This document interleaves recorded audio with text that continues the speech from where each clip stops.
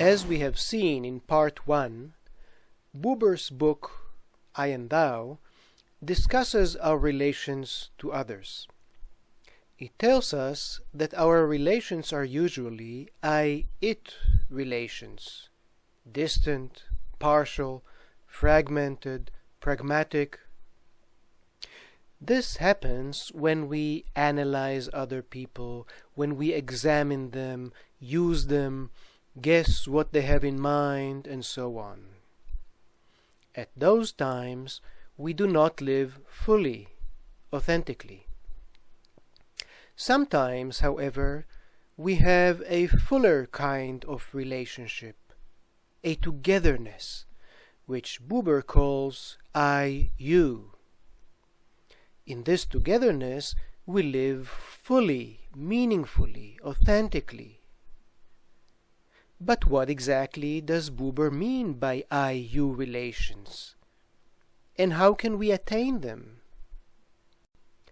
Buber tells us that the I-you relationship cannot be analyzed and defined.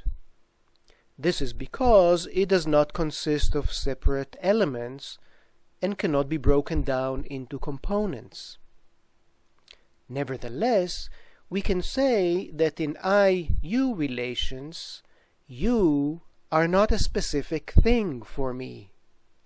My thoughts and feelings are with you. They are not about you. For example, when we walk silently in togetherness, or when we play and laugh in togetherness, I do not perceive you as simply a specific person next to me. Rather, your presence colors my entire being. Your presence colors my behavior, my feelings, my thoughts, my mood. As Buber says, He is you and fills the sky. Everything else lives in His light. In other words, the difference between I-you and I-it is between presence and object. This doesn't mean that I don't see who you are. Rather, I don't see you as a collection of elements. You are a whole person for me. There is nothing that I must not see in order to see, and there is no knowledge that I must forget. Rather, everything is included and fused inseparably. Picture and movement, species and instance, law and number. Whatever belongs to the you is included in our relation, its shape and its mechanics, its colors and its chemistry, its conversation with the elements and its conversation with the stars, all this in its entirety. We can now better understand some of Buber's points.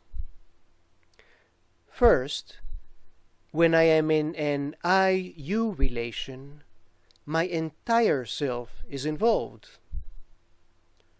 The basic word I-you can only be spoken with one's whole being. Whoever commits himself may not hold back part of himself. Second, in I-you relations, there is no boundary between me and you, or between you and others. Wherever there is something, there is also another something. Every it borders on other its. But where you is said, there is no something. You has no borders. Third, Buber emphasizes that an I-you relation is not an experience or a feeling. I do not experience the human being to whom I say you, but I stand in relation to him. Only when I step out of this do I experience him again. Experience is remoteness from you. All this means that the self-transformation which Buber envisions is a transformation of our relationships. In order to live fully, authentically, meaningfully, we need to transform our way of relating to people around us, as well as to animals and plants and nature. But how can we do this? Buber's answer is, I cannot force myself into I-you. I cannot impose togetherness, because imposition would split me, while togetherness means my whole being. To some extent, togetherness simply happens to me through what Buber calls grace. As Buber says, sometimes I am drawn into the relationship, or the power of the relationship seizes me. However, to some extent, I must respond to the situation. With will and effort, I must open myself to the relationship. Buber says, therefore, that I-you relations happen when will and grace are joined. By now, we should be able to understand Buber's text, which is poetic and not always easy. The you encounters me by grace. It cannot be found by seeking. But my saying, I, you, is an act of my whole being. It is my essential act. The you encounters me, but I enter into a direct relationship with him. Thus the relationship is election and electing, passive and active at the same time.